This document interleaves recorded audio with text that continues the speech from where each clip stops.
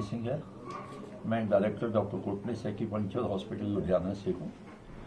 पिछले 50 साल से हम लोग एक्यूपंक्चर का चिकित्सा शुरू किया।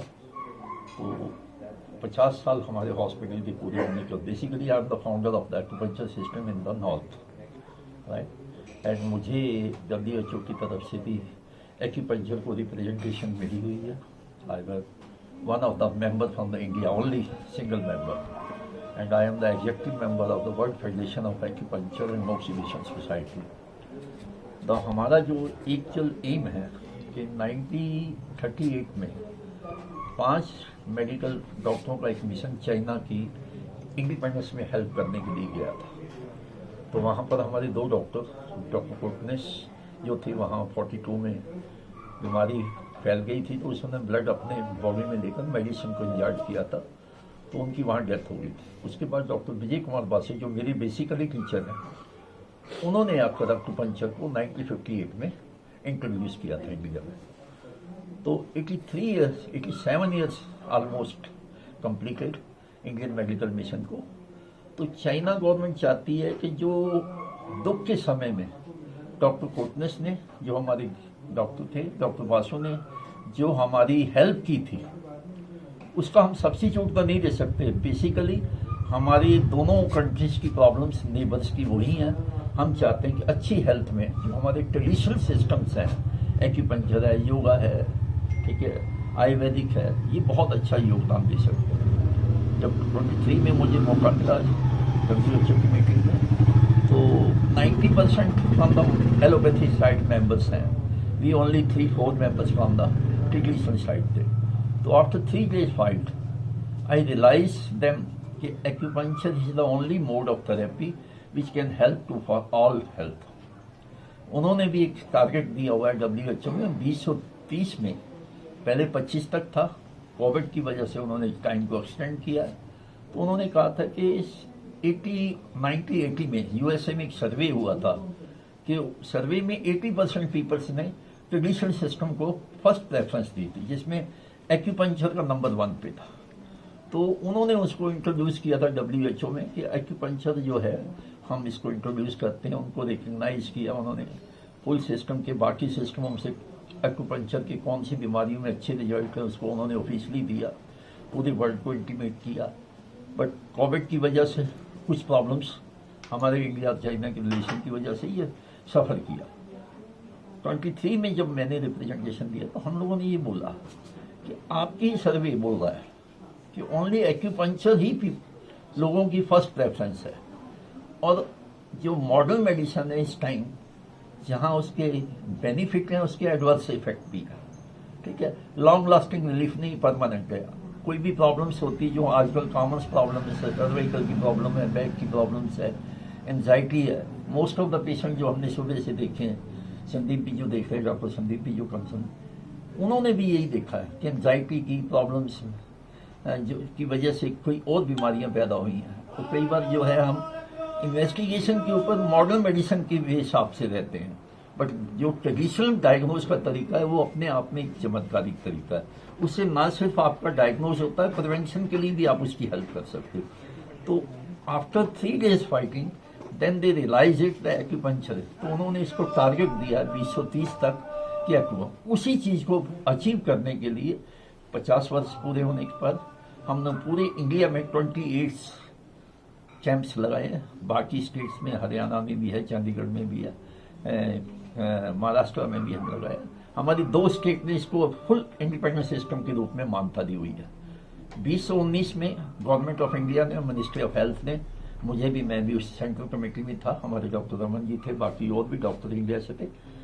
गवर्नमेंट ऑफ इंडिया ने एडमिट किया कि एक्यूपंक्चर में बाकी सिस्टमों से अच्छे सिस्टम है और हम इसको इंडिपेंडेंट सिस्टम के रूप में मान्यता देंगे।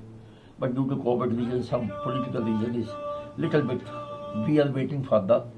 सो हमारी डिमांड्स है कि इस तरह से हम अवेयरनेस कर सकें। हमारा मेन कारण है कि देखो, सबसे ज़्यादा अगर आपको बेनिफिट मिलता है, एडवर्स इफेक्ट नहीं है, बिना सर्जरी के, बिना मेडिसिन के, एक आदमी को आप long lasting permanent, we are 100% claim, once is the person is cure, long lasting, लंबे समय के लिए, ना उसको कोई मेडिसिन चाहिए, ना उसको कोई ये प्रॉब्लम रीअकरेंस होती है। ठीक है, हम मीडिया वाले मेरे बहुत से हैं, आपको यहाँ भी मैं खुशी हो रही है, मैंने अटल बिहारी वाजपेयी जी का बैक का ट्रीटमेंट किया।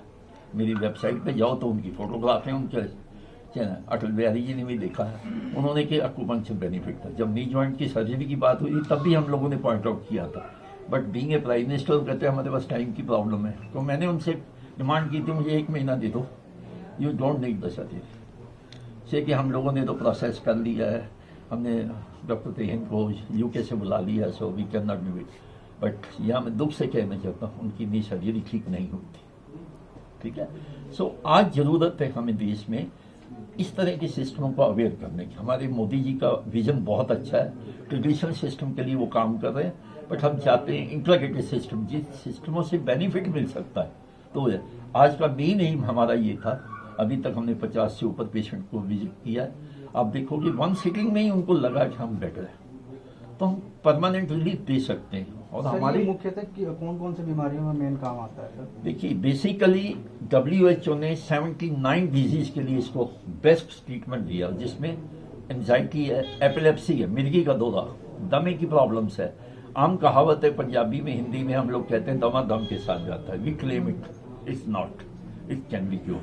अगर मेरी वेबसाइट पे जाओ, मेरी यूट्यूब पे जाओ, आपके मीडिया का एक पर्सन है पानीपत से, जीनी उससे हैं, उनको अस्थमेटिक प्रॉब्लम है, क्योर।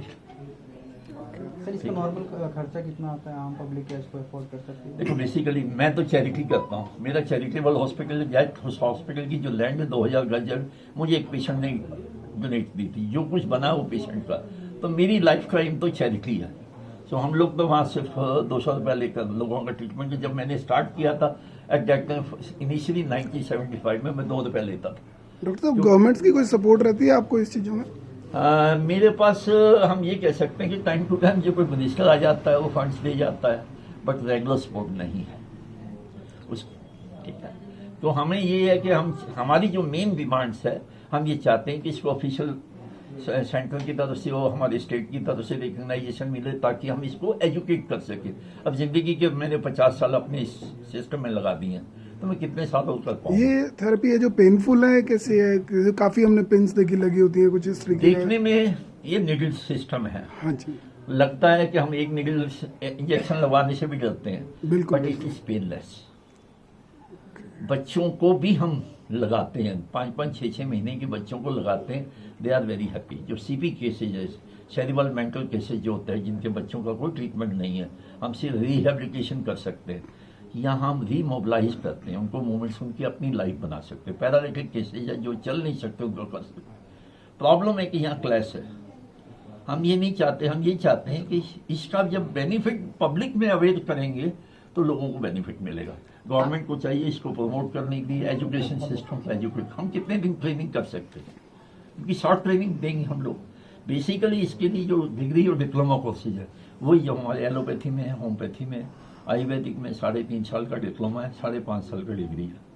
तो हमें मीटिंग नगराजी से मीटिंग हुई थी, उन्होंने कहा था आप डिग्री कोर्स करो, तो वी से कि भाई इमीडिएटली आप डिग्री करोगे, we can not be afford it, क्योंकि लोगों में अवेयरनेस नहीं, फंड्स इतना नहीं दे पाएंगे। तो आप यूनिवर्सिटी से चाहोगे कि डिग्री जो है यूनिवर्सिटी रन कर सकती है, तो अगर आप डिप्लोमा स्टार्ट करते हो उसको आप बाद में प्रमोट करते हैं।